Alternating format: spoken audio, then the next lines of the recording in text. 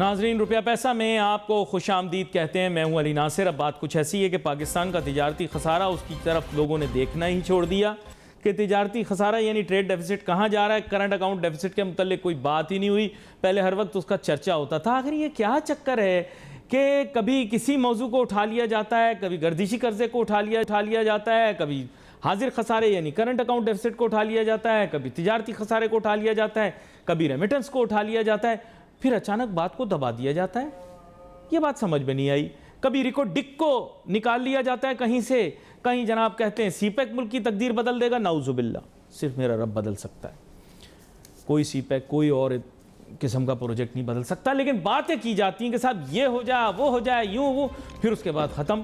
جب ہم نے ٹی وی شروع کیا 24 گھنٹے پی ایس ڈی پی. صاحب یہ کیا ہوتا ہے؟ تعمیر پاکستان, تعمیر کراچی. مشرف صاحب پروگرام دیکھ رہے ہوں گے, اس زمانے میں یہ تماشا لگائی رکھا ہے اور باتیں ہوتی رہی کہ صاحب پاکستان میں ترقی ہوگی, یہ ہوگا.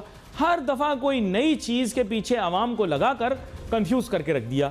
پہلے بولا ایف اے ٹی ایف کی grey list, black list, white list میں آ گئے تو کیا ملا؟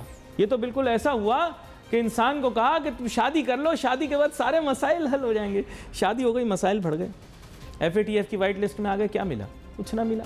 آئی ایم ایف اگر قرضہ دے دے گا تو آئی ایم ایف اگر قرضہ دے دے گا, وہ اگر مجھے دل دے دے اپنا تو میرا سارا کام ٹھیک ہو جائے گا. لیکن وہاں بھی کچھ نہیں ہوا.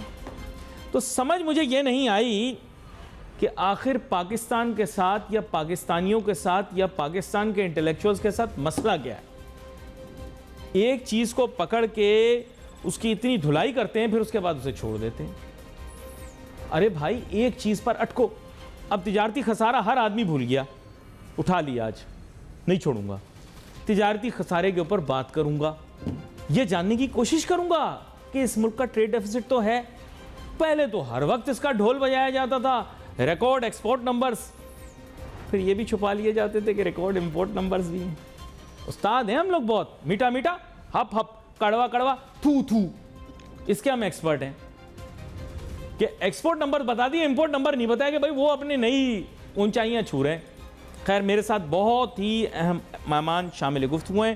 ڈاکٹر مرزا اخ صاحب جو کہ کسی تعارف کے محتاج نہیں ہیں, سابق senior vice president F P C C I رہے ہیں. متعدد تعارف ہیں ان کے, لیکن کرانا شروع کیا تو وقت ختم ہو جائے گا پروگرام کا. ویلکم کرتا ہوں سر آپ کو. بہت شکریہ علی ناصر. اب بات کچھ ایسی ہے ڈاکٹر صاحب, مجھے کلیئر کر کے آپ بتائیں کہ ملک کے تجارتی خسارے کے متعلق میرے خیال آپ بہت سٹیسٹکس اور فگرز لائیں. میرے خیال سوال طویل کیوں کروں, تمہید میں نے باندھ دی, اب آگے تبصرہ آپ کریں. دیکھیں, تجارتی خسارہ امپورٹ اور ایکسپورٹ کے فرق کو کہتے ہیں. ہماری امپورٹ $80 بلین تک پہنچ گئی تھی, ہائیسٹ ریکارڈ, اور ہماری ایکسپورٹ $30 بلین, 80 اور ہماری ایکسپورٹ 30-31 بلین تھی بس. تو 49 اور 50 بلین کا تجارتی خسارہ ہمیں تھا. یعنی جو ڈالر باہر سے آ رہے ہیں اس کے مقابلے میں $50 بلین زیادہ باہر جا رہے ہیں, جو آپ کے خزانے سے, آپ کے ریمیٹنسز سے پورے کرنے کی کوشش کی جا رہی ہے. لیکن کیونکہ یہ زیادہ ہیں لہٰذا آپ کے ریزروز بھی ڈپلیٹس ہو رہے ہیں, کم ہو رہے ہیں. نہیں لیکن امپورٹ کرٹیلمنٹ ہوئی ہے کہ نہیں؟ میں اس پہ آ رہا ہوں. پہلے تو یہ تجارتی خسارہ تھا. طے یہ ہوا کہ اگر آپ نے اس کو کم کرنا ہے, روکنا ہے, تو آپ امپورٹ کو کم کریں. امپورٹ کو کم کرنے کے لیے انہوں نے 2-3 چیزیں لی اسٹیٹ بینک نے. پہلا تو انہوں نے لگژری گڈس پہ پابندی لگا دی. دوسری انہوں نے ریگولیٹری ڈیوٹیاں لگا دی ہیں, 20% زیادہ, 30% زیادہ, 40% زیادہ. تو اگر کہیں پہ ڈیوٹی تھی 25% تو وہ کر دی 45%, 50%, تاکہ لوگ اتنی زیادہ ڈیوٹی کی وجہ سے, اس میں گاڑیوں پہ بھی ڈیوٹی بڑھائی گئی, ٹیلی فون, سیلولر فون جو ہیں ان پہ بھی ڈیوٹی ڈسکریج کی امپورٹس, تاکہ لوگ ڈسکریج ہوں, اس کو امپورٹ نہ کریں. اور اس کے بڑا حاصل افزا نتائج ملے ہیں. میں آپ سے ایک فگر بتلاؤں گا. شیئر کریں. سپٹمبر 2022 میں اس سال کی جی ہماری ایکسپورٹ تھی 2.4 بلین اور ہماری امپورٹ تھی 5.3 بلین, اور ہمیں 2.88 بلین کا تجارتی خسارہ تھا. یہ ایک ماہ کی بات ہو رہی ہے، ایک ماہ کی سپٹمبر میں، لیکن اگر ہم پچھلے سال کے سپٹمبر سے اس کا موازنہ کریں تو وہاں ایکسپورٹ 2.4 تھی، سپٹمبر 2021 میں امپورٹ 6.5 تھی. تو سپٹمبر 2021 میں ہمارا تجارتی خسارہ تھا 4.15 بلین. تو اس بار تقریباً آدھا ہو گیا، یعنی بہت حد تک ہم نے اس کو کنٹرول کیا. لیکن سوال یہ ہے کہ تجارتی خسارہ جب آپ کم کرتے ہیں تو اس کے سائیڈ ایفیکٹس ہیں. جیسے آپ اینٹی بائیوٹک کھاتے ہیں تو ڈائریا ہو جاتا ہے یا دوسرا. اس کے سائیڈ ایفیکٹ یہ ہیں کہ آپ کی امپورٹ جب ہوگی کم تو آپ کی کسٹم ڈیوٹی ریونیوز کم ہوں گے، تو ریونیو آپ اپنے سیل ٹیکس اور کسٹم ڈیوٹی آپ وصولی نہیں کر سکیں گے. آپ کے FBR کے ٹارگیٹ جو ہیں ہدائف جو ہے پورے نہیں ہوں گے. یہ تو ایک چیز ہوگی. پھر اگر آپ کی ریگولیٹری ڈیوٹی را مٹیریل پہ بھی لگی ہے، ڈائز ہیں، کیمیکلز ہیں، مین میڈ فائبر ہے، پولیسٹر فائبر ہے، تو وہ چیز ایکسپورٹ بنانے کے لیے استعمال ہوتی ہے، لہذا آپ کی ایکسپورٹ مہنگی ہو جائے گی. یہ دوسری مسئلہ. اور ابھی یہ جو کھول نہیں رہے $40,000 سے $50,000 سے زیادہ LC، اور اس میں را مٹیریل کی بھی LCیاں ہیں، پڑی رہتی ہیں، 20 دن نہیں کھل رہی، پرمیشن اسٹیٹ بینک کی ہے. تو یہ ہماری ایکسپورٹ کو جپٹائز کر رہی ہیں، جو ہرٹ کر رہی ہیں. اہم نقطہ ناظرین، صورتحال پاکستان کی معیشت کی کچھ ٹھیک نہیں ہے، اور لوگ کہتے ہیں کہ صاحب میڈیا کہتی نہیں ہے. میڈیا کہتی ہے، آپ سنتے نہیں. آپ کا دھیان سیاست پر لگا ہوا ہے. ڈاکٹر مرزا اختیار بیگ صاحب، تھوڑے سیاسی آدمی آپ بھی ہیں، لیکن پرابلم آپ کو بتاؤں، اس ملک میں صرف سیاست پر گفتگو ہو رہی ہے. مال روکڑے کے بارے میں کوئی نہیں سوچ رہا. یہ بہت بڑا مسئلہ ہے. دیکھیں، آپ کو اس چیز کو سنجیدگی سے سمجھنا ہے کہ امریکہ میں بھی سیاست ہو رہی ہے، پولرائزیشن بھی ہے، لیکن جو پرابلم ہے وہ یہ ہے کہ لوگ ساتھ ساتھ اپنے روزگار کے لیے، اپنے بزنس کے لیے کام کر رہے ہیں. آپ کے ملک میں اس طرف کسی کا رجحان نہیں ہے. آپ دیکھیں، آپ نے تجارتی خسارے کے متعلق کچھ نہیں سنا ہوگا کافی ہفتوں سے. آپ نے صرف ڈیفالٹ والی خبر آ رہی تھی، وہ بھی افواہ ہی تصور کی جائے گی، لیکن اسی پر ہی باتیں ہو رہی ہیں. لیکن اس کے علاوہ زیادہ بات نہیں ہو رہی. زیادہ باتیں یہی ہو رہی ہیں، سیاست 26 تاریخ کو کیا ہوگا، 25 تاریخ کو کیا ہوگا، عمران خان فیض آباد کب پہنچے گا، کیا غریب کا پیٹ اس سے بھر جائے گا، کیا مزدور کو روزگار مل جائے گا. بلکہ اگر آپ دیکھیں تو ان پولیٹیکل انسرٹنٹی کی وجہ سے، سیاسی عدم استحکام کی وجہ سے، لانگ مارچ، جلوس، گھراؤ پڑاؤ، ان سب چیزوں کی وجہ سے آپ کی معیشت بری طرح سے شٹرڈ ہوئی ہے. آپ باہر کے ملک گئے، آپ باہر کے ملک گئے، ایک مثال دیتا ہوں. آپ باہر کے ملک گئے، یورپیائی وہاں پہ ڈیلیگیٹس آئے ہوں گے، تو اخبار وہ ایسے ہی تجسس میں کہ جی بیگ صاحب آئیں تو آپ کے ملک کے بارے میں کوئی خبر ڈھونڈ لیں نیٹ کے اوپر، کوئی ایک اچھی خبر بتائیں جو پاکستان کے متعلق ملے تو باہر والا آدمی کہے کہ ہاں بھائی آپ واپس جا رہے ہیں، میرا سرمایہ لے جائیں. ہمارے فلڈ کے بارے میں بھی وہاں بات ہوئی، عمران خان کے لانگ مارچ کے بارے میں بھی لوگ بار بار پوچھ رہے تھے. ہمارے بانڈوں کی قیمت جو انٹرنیشنل مارکیٹ میں آدھی سے بھی کم ہو گئی، اس کے بارے میں بھی لوگ پوچھ رہے تھے. یہ سب وہ خدشات ہیں نا لوگوں کے ذہن میں. جو ہے میں یہ بات ذرا کمپلیٹ کر رہا ہوں کہ ٹریڈ ڈیفیسٹ، تجارتی خسارہ، اگر آپ 4 مہینے کا کمپیئر کریں اس سال سے پچھلے سال 2021 کے مقابلے میں، تو 31% کم ہوا ہے. اور 3 مہینے میں یہ سپتمبر، اکتوبر، نومبر، یہ آپ جولائی، اگست، سپتمبر، یہ 3 مہینے کا کمپیئر کریں پچھلے سال سے تو 21% کم ہوا ہے. تو یہ تو بڑی خوش آئند بات ہے کہ آپ کا جو بلیڈنگ ہو رہی تھی، ڈالر باہر جانے پڑ رہے تھے امپورٹ کے بلز ادا کرنے کے لیے، وہ کم ہوئے. لیکن افراط زر آپ کا 25% پہ پہنچ گیا ہے. آپ کی GDP گروتھ جو ہے ہماری 4% تھی، اس کو IMF نے مزید کم کر کے 3.5% کی بات کر رہی ہے. تو جب ریونیو کم ہوں گے، GDP کم ہوگی، آپ کی امپورٹ ایکسپورٹ کم ہوگی، تو کساد بازاری آ جائے گی، مندی آ جائے گی.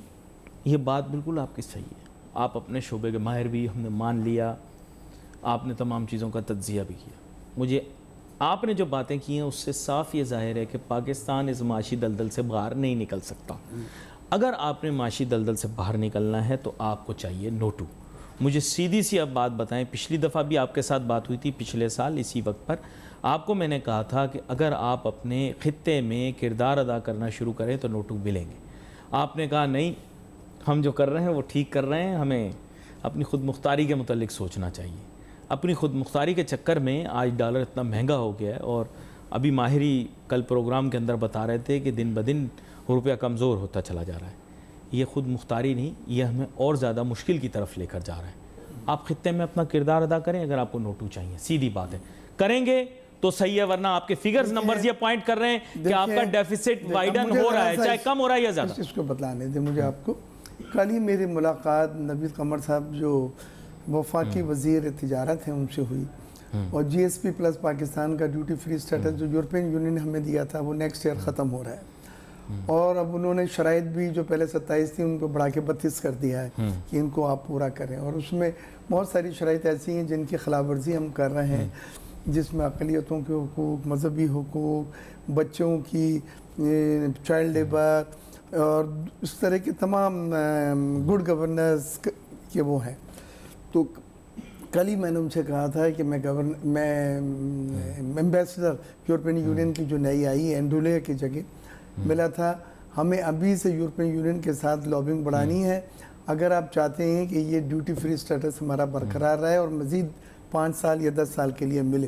اور ان سے ہم نے بہت تفصیل سے بتلایا ہے کہ ہم اپنے اینڈ پہ کیا کریں، کیونکہ پہلی بار جب جی ایس پی پلس ملا تھا تو گیلانی صاحب کی حکومت میں، تو میں ان کے ساتھ یورپین یونین جانا آنا تھا اور میں ایڈوائزر تھا پرائم منسٹر کا. تو ایک تو ہمیں جی ایس پی پلس پہ لڑ کے اور اس کو دوبارہ کرانا ہے، کیوں اگر یہ انڈیا کی جو کوشش ہے یہ وڈرا ہو جاتا ہے، یعنی دوبارہ تجدید نہیں ہوتی، بحال نہیں ہوتا. اس کا بینیفٹ بہت ہے، بہت امپورٹنٹ ہے، لیکن اس کا بینیفٹ اس کوانٹم کا نہیں ہے. آپ نے جو فگر نمبر مجھے بتائیں، 15 بلین ڈالر کی اضافی ایکسپورٹ 5 سال میں ہوئی ہے. سر no matter what we do, even if we go by your ہماری figures, ایکسپورٹ یورپین یونین کے 7 بلین ڈالر ہے جو اس وقت کی ہے، جو 15 بلین ڈالر پچھلے آپ کے تقریباً آپ اس کو کہہ سکتے ہیں کہ 5 سال میں، یعنی 3 بلین ڈالر سالانہ کے حساب سے یہ بڑی ہے، تو اس کو کم نہیں کہہ سکتے. جٹ کا حساب اگر آپ والے فگر نمبر سے جاتا ہوں 2.88 آپ نے بتایا، میں جٹ کا حساب 2.9 کر لیں، جتنا چاہیں 9 کر لیں، آپ کم کر لیں. جی آپ 12 سے جب اسے ملٹیپلائی کریں گے تو سیدھی بات ہے کہ بات کچھ 32 اور 36 کے درمیان آ کے اٹکے گی. 35 کے قریب یہ آ رہی ہے، 35 بلین. اتنا بڑا ڈیفیسٹ آپ لانگ ٹرم میں کیری نہیں کر سکتے. بالکل آپ سے ایگری. آپ کو کیش انجیکشن چاہیے. مجھے یہ بتائیں یہ کیش انجیکشن ہمیں چائنا لگا رہا ہے کیونکہ سی پیک وی پیک کے چکر میں ہم بیزار ہو گئے، ہمیں ملا کچھ بھی نہیں. اب ویسٹ کی طرف دیکھیں، کیا ویسٹ اس کوانٹم میں ہمیں دے گا پیسہ؟ کون سا ملک دے گا؟ آپ کو لانگ ٹرم سوچنا ہے، ہمیں صرف اس سال کا نہیں سوچنا، آگے آنے والے کئی سالوں کا سوچنا ہے. اور آپ کے پاس امپورٹ سبسٹیوشن پہ کوئی کام نہیں ہو رہا. یہ جو موذی بیماری لگی ہوئی ہے جس کا آپ نے بڑا اچھا تجزیہ کیا، یہ موذی بیماری کا جو پہلا حل تو یہ ہے کہ ہمیں اپنی 3 طرح سے ڈالر آ سکتے ہیں ملک میں. چوتھا طریقہ مجھے قابل قبول نہیں ہے. ٹھیک، ٹوٹل 4 طریقے ہیں دنیا میں. پہلا طریقہ ہے ریمیٹنسز. ٹھیک، ریمیٹنسز بھی اس بار کم ہوئی ہیں اور 32 بلین ڈالر کا ٹارگٹ سالانہ شاید نہ 31 ہو جائے. تو ہمیں ریمیٹنسز دوبارہ بڑھانی ہے. میری بات ہوئی تھی عرفان علی صاحب سے کہ ان پہ انسینٹیوز دیں، کیونکہ فرق بڑھ گیا ہے. جن ممالک سے آتی ہیں نا وہ ممالک آپ سے ملنا نہیں چاہ رہے. اب فرق بڑھ گیا ہے آفیشل اور انفیشل کا، تو لوگ ہنڈی کی طرف بھی جا رہے ہیں. لہذا اسٹیٹ بینک آ رہا ہے لیکن کٹی میں نہیں آ رہا. آپ یہ کہہ رہے ہیں پہلا تو یہ ہے آ رہا ہے لیکن کٹی میں نہیں ہے، لہذا اس کو کٹی میں لانے کے لیے آپ نے انسینٹیو دینے ہوں گے. دوسری چیز جو F D I foreign direct investment, ہمارا 4 بلین تھا، 5 بلین تھا، 6 بھی پہنچ گیا تھا، اب 1 بلین بھی نہیں ہوا ہے اس سال میں. لہذا ایف ڈی آئی کیوں نہیں ہو رہا ہے؟ ملک کے حالات انسرٹن ہیں، غیر یقینی ہے، سیاسی عدم استحکام ہے، جلسے. میں نے آپ کو بولا تھا کہ آپ مشرق وسطیٰ میں اپنا رول پلے نہ کریں.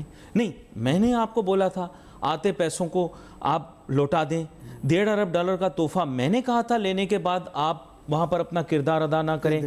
میں ایک سب معصومانہ سوال آپ سے پوچھتا ہوں، کیا آپ نے اس وقت اپنا کردار ادا کیا ہوتا تو آپ کو اربوں ڈالر کی صورت میں پیسے نہ آتے؟ کیا ہم نہیں جانتے کہ مشرق وسطیٰ کا ایک بہت بڑا इन्वेस्टमेंट ग्रुप जो कि एक मुल्क का सॉवरेन फंड भी तस्वर किया जा सकता है, उसने आपके यहाँ से पैसे निकाले? कि उनके वजीर ख़जाना ने ट्विटर के ऊपर लिखा कि आपके साथ ताल्लुकात तो हैं, लेकिन जो आपने किया है जाकर हमारे खिलाफ रेजोल्यूशन पास करके या जो भी अमल था, उसके बाद फिर जो कुछ होगा वो आपके नहीं, मुकाफाते अमल सर, मुकाफाते अमल है सर, आपके बिल्कुल सही कह रहे हैं आप। पिछली हुकूमत ने फॉरेन पॉलिसीज में जो यू टर्न ले लेके पाकिस्तान को जो ताल्लुकात ख़राब कर दिए, हम चाइना हमसे नाराज़ था, सऊदी अरब हमसे नाराज़ था, यूएई हमसे नाराज़ था, अमेरिका हमसे नाराज़ था। अब आप ये देखिए कि IMF और FATF, GSP प्लस, यूरोप और अमेरिका की नज़र पे देख के वो होता फैसला। आप देख लीजिए FATF को नहीं, उन्होंने 3 साल आपको लिस्ट से नहीं निकलने दिया। फिर बिलावल साहब आए, उन्होंने हमसे यहाँ कराची में मुलाकात करी, कहाँ मिलता है? वहाँ मिलकर आए और FATF की राहमवार हुई। सर आपका जितना डोमेस्टिक कंजम्पशन है ट्रैफिक के लिए उतना बड़ा तो नहीं है। तेल कहाँ मिलता है इस खित्ते में, मशरिक वस्ता में? इनके साथ ताल्लुकात अच्छे रखना जरूरी है ना। बिल्कुल। You choose your friends very carefully, you choose your friends very carefully. Roll over soft deposit भी इन्होंने हमें दिए हुए हैं, डेफर्ड ऑयल पेमेंट, कर्जे पे तेल और गैस। और कितना मांगोगे आप? अब एग्जॉशन हो रही है लोगों को आपसे, इतना ज्यादा नहीं। और ये पिछली हुकूमत का भी इसमें कसूर है, इसमें मानता हूँ उस बात को। ये शुरू वहां से हुआ है, शुरू वहां से। ये हुकूमत तो अब रिपेयर कर रही है, ये रिपेयर कर रही है, लेकिन वाटर हैज, जो दरिया है ना, वो अब सर के ऊपर से। देखिए बिलावल साहब से अभी भी यहाँ आइडिया अच्छा मुलाकात हुई थी, मेहनत कर, और उससे पहले भी बिजनेसमैनों को मैंने मिलवाया था, और ये 4 पॉइंट हमने उनसे कहे थे, FATF, GSP plus, IMF and CPEC। और मैं सच बताऊं, देखिए I will be very Frank, जो मौजूदा हुकूमत है ना, इसके पास कुशन भी कम, टाइम भी इनको कम मिला। मैं इनको ब्लेम कर नहीं सकता, ये तो अपनी तरफ से कोशिश कर रहे हैं रिपेयर करने की, लेकिन बाहर से देखने वाला आदमी अपनी नज़र से देख रहा है। बेग साहब, बात ये कि वो समझ रहा है कि आपकी काविशें अच्छी हैं, वो आपका खुलूस भी समझ रहा होगा, लेकिन वो आपके मौरूज़ी हालात और आपकी सियासत को भी समझ पा रहा है, और वो चाह रहा है कि मैं जो भी आपके साथ बात करूँ वो ड्यूरेबल हो। मैंने बड़ी संजीदा बात की है नाजरीन, और बेग साहब तो खैर इस शोबे से वाकिफ़ हैं। ड्यूरेबिलिटी, कोई भी आता है बिजनेस नेगोशिएशन में भी तो कहता है कि मैं CEO से बात करना चाहता हूँ, क्योंकि जो बात वो करेगा या जो एम्पावर्ड आदमी करेगा वो फिर उसको स्टैंड बाई करेगा। पायदारी देख रहा है हर बंदा। मैंने बड़ी गहरी बात की है। बिल्कुल। Let's say in another Fortnite situation in Pakistan will change. हल्की हल्की मुस्कुराहट आपके चेहरे पे आ रही है, आप समझ गए मैं क्या बात कर रहा हूँ। देखिए 2 हफ्ते बाद मेरा उनसे उन चीज़ों से कोई ताल्लुक नहीं है ना, मैं उसकी स्पेसिफिक्स में जाऊँ। इशू ये 2 हफ्ते बाद मुल्क के हालात बदलेंगे, काफ़ी चेंजेस आएंगी, पॉलिटिकली भी आएंगी, इतनी सारी चीज़ें हो रही हैं, so many things are happening, there is a long March, so many things are going on. लेकिन एम ये है कि पोस्ट दैट सिनारियो भी तो सोचे ना। कोई आपके मुल्क में थिंक टैंक क्यों नहीं है जो इस बारे में सोचता कि भाई दोस्त कौन है उसका तो इंतखाब सही से करो। यूरोप यूक्रेन के मामले के ऊपर कॉम्प्रोमाइज कर रहा है, वो नहीं रशिया से पंगा ले रहे, क्योंकि उनको पता है वहां पे गैस काट देगा, कहानी खत्म हो जाएगी, पूरी वहीं से सप्लाई होगी। बताइए। देखिए हमारी बदनसीबी एक तो ये हुई है कि 3-4 चीज़ें एक साथ हो गई। फ्लड आ गया, फ्लड के नुकसानात को IMF ने और दूसरे मालियाती इदारों ने जवाज़ बना के कहा कि आपका खसारा जो है वो तो बढ़ जाएगा, आपके एक्सपेंडिचर ज़्यादा हैं, ये कहाँ से आएंगे इसके फंड्स वगैरह, तो वो गले पड़ गया हमारे। दूसरी चीज़ फिर यह है कि रशिया और यूक्रेन वार हो गई, उससे यूरोप में जो रिसेशन आया तो हमारे एक्सपोर्ट ऑर्डर भी वहाँ से कम हुए। देखें ना, अभी जो बायर है वो उसकी पहली चॉइस है एनर्जी का बिल पे कर देना अपना पेट्रोलियम पे जो इजाफी बढ़ा है, और खाने पीने की अशिया ले लें और मेडिकल चीज़ें ले लें। अब वो जीन लेने में भी इंटरेस्टेड नहीं है। क्या साइंसदान आपको 80 की दिहाई में बीबी साहिबा को भी ये नहीं बता चुके थे कि जो आपकी इंडस रिवर है और इंडस का जो बेसन है, it is one of the most vulnerable water source in the world. देखिए क्या उन्होंने नहीं बताया था आपको?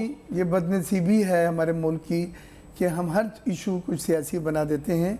हमें डैम बनाने थे, काला बाग डैम बनाना था, लेकिन वो इतना कंट्रोवर्शियल हो गया और फिर सब सियासी जमातों ने एक मौक़िफ़ अपना लिया और उस मौक़िफ़ पे रिजिडली बड़े कायम हैं, डू और डाई वाली पोजीशन इख्तियार की। नहीं, लेकिन ये बात है, आप बैनुल-अक़वामी सतह पर जाते हैं, लोगों से मिलते हैं, क्या साइंसदान आपको काफ़ी अरसे से यही बात नहीं बता रहे? देखिए अब हमने पहली बार पाकिस्तान ने क्लाइमेट चेंज की शेरी रहमान ने मैटर को टेकअप करके एक फ़ंड कायम करवाया है کہ وہ ان ممالک کو دیا جائے گا جس میں پاکستان بھی شامل ہیں، جہاں کلائمیٹ چینج، موسمیاتی تبدیلیاں تیزی سے ہو رہی ہیں، اور یہ فلڈ جو ہمارا آیا تھا ہم نے یہ اسی سے پروف کیا ہے کہ گلیشیئر وغیرہ جو ہمارے، کیونکہ پاک اسٹڈیز کی کتاب میں جھوٹ لکھا ہوا تھا کہ دریا وہاں سے بہ رہا ہے، دریا یہاں سے بہ رہا ہے، دریا ہمالیہ کی کوکھ سے بہ رہا ہے، ہمیں سمجھنا ہے۔ تو ہم نے یہ پوائنٹ آف ویو جو ہے ابھی جو مصر میں کانفرنس تھی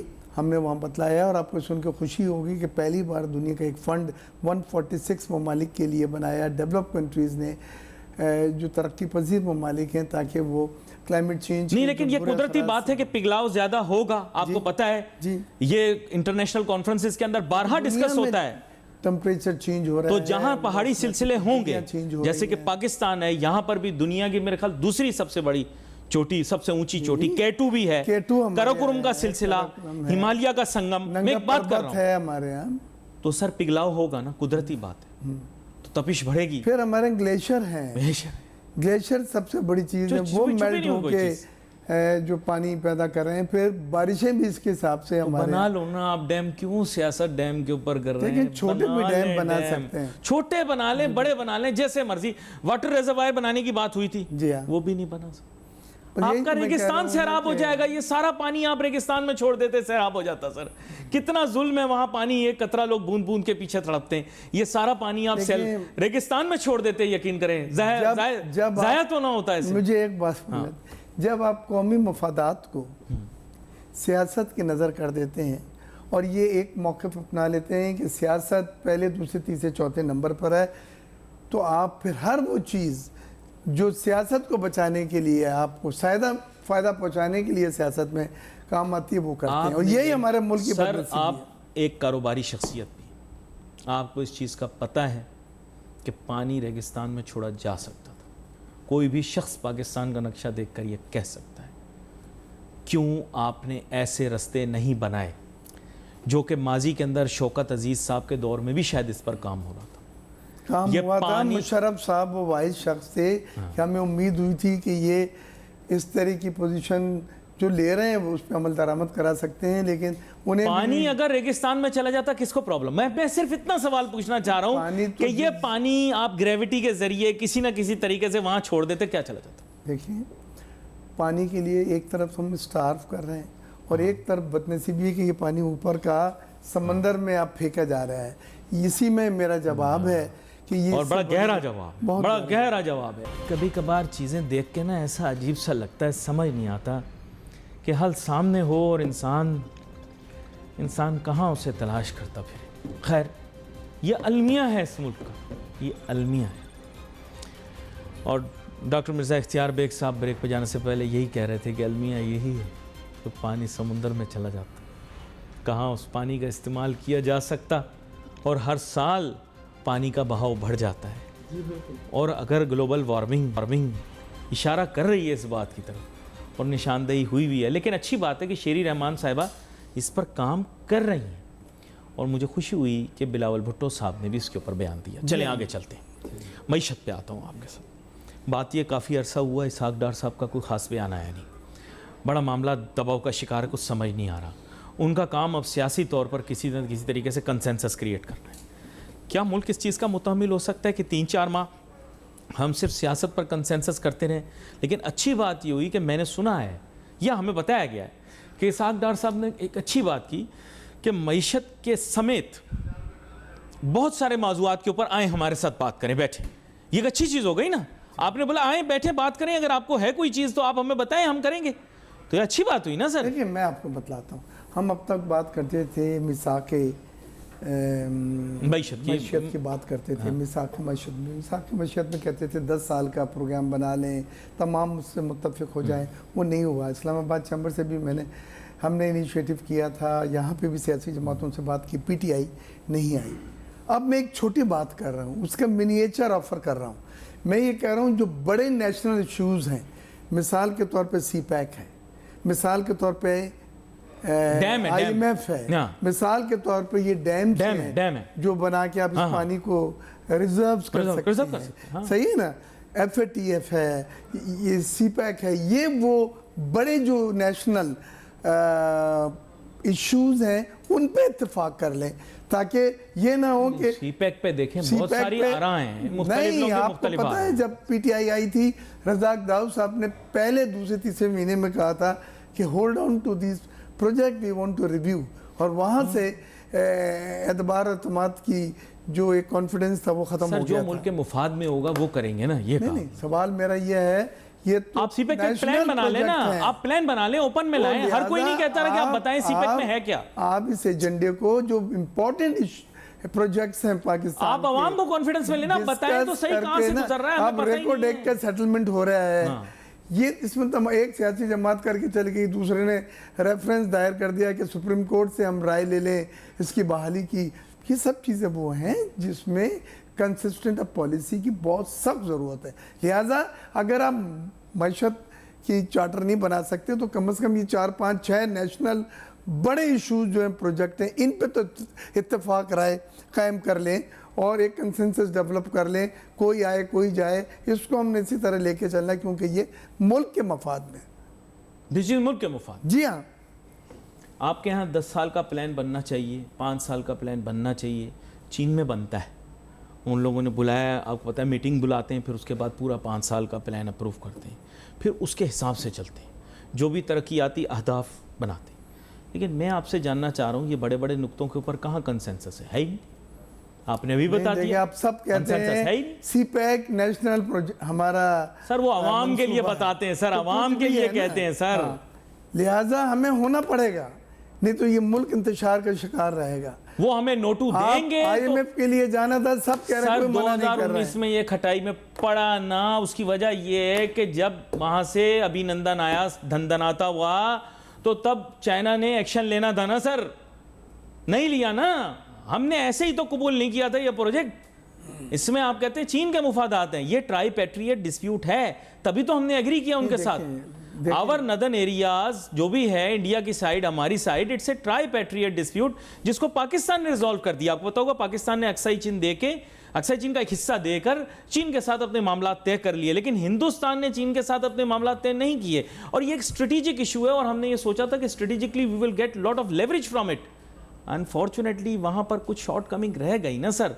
आपको स्टैंड लेना है ना, वो भी एक पावर है ना सर दुनियावी। तो अगर आप हर मंसूबे और हर प्रोग्राम को शक की निगाह से देख के क्रिटिसिज्म, भरोसे सेक ऑफ क्रिटिसिज्म करेंगे तो ये मुल्क में एक आना कोई इन्वेस्टमेंट नहीं करेगा सर, एक आना इन्वेस्टमेंट नहीं करेगा।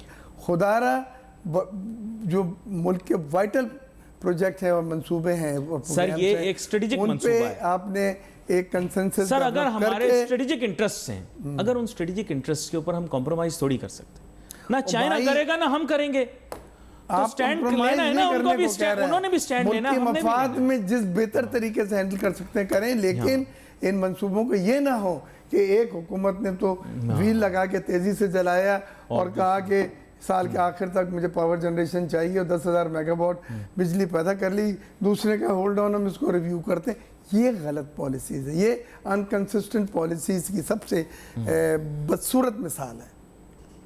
ये नुक्ता बहुत ही ज़्यादा अहम है कि डॉक्टर मिर्ज़ा इख्तियार बेग साहब ने कहा कि कंसेंसस हमें क्रिएट पड़ेगा। ऐसे प्रोजेक्ट्स जो हमारे मुल्क के मुफाद में हैं, उनकी खातिर एक टेबल पर बैठकर पूरा प्लान बनाना पड़ेगा, उस प्लान पे कंसेंसस करना पड़ेगा, और साथ साथ उसकी जो रफ्तार है वो बरकरार रहे, बहुत ज़रूरी है। उसमें बहुत सारे नुकते हैं। जाहिर बात है, जीरा तो हम करते हैं ना, जो सवालात आप भेजते हैं हम पूछते हैं, लेकिन जो इस जगह बात भारी होती है वो बात यही भारी है, मंतक यही भारी है कि बैठो, बात करो, settle it and then ensure के नेशनल इंटरेस्ट के अंदर जो प्रोजेक्ट्स हैं उनकी ओनरशिप कलेक्टिव होनी चाहिए। यही डॉक्टर साहब, कलेक्टिव होनी चाहिए। और नाजरीन, यहाँ पर मैं इनका शुक्रिया अदा करूँगा। We wait for message on Facebook. Ali Nasir, हमारी टीम को इजाज़त दीजिए। अल्लाह हाफ़िज़।